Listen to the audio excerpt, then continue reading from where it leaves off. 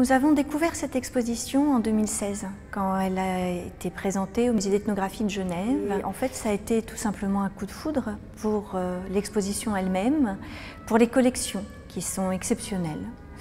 Leur ancienneté, leur rareté, leur préciosité aussi, leur fragilité, enfin, c'était quelque chose qui nous semblait remarquable. Devant les objets en question, devant les créations, la culture matérielle qui est présentée, on ne peut être qu'extrêmement admiratif et surpris par la qualité des objets.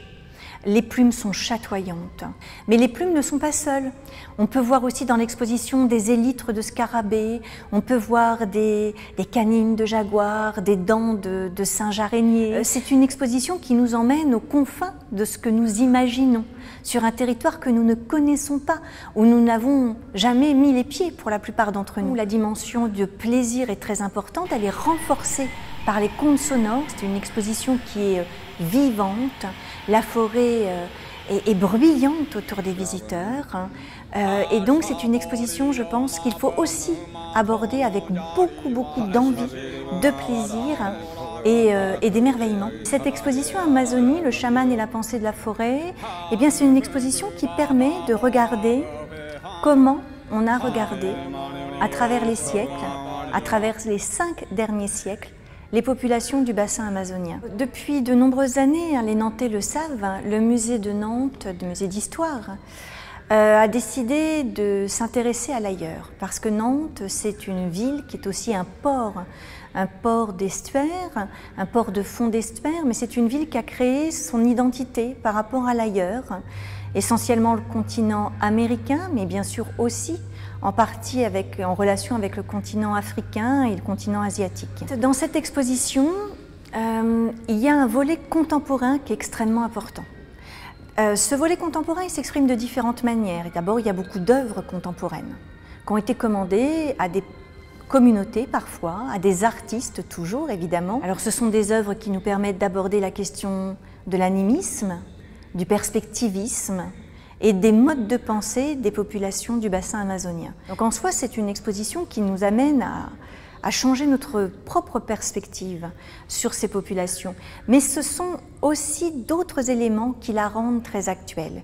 Et ces autres éléments, ce sont des campagnes photographiques, alors parfois par des photographes qui sont des artistes, c'est le cas d'Aurélien Fontanet par exemple, qui est un artiste extrêmement engagé auprès des populations du bassin amazonien. Mais c'est aussi la manière dont les communautés s'adressent directement à nous par le biais de certains films.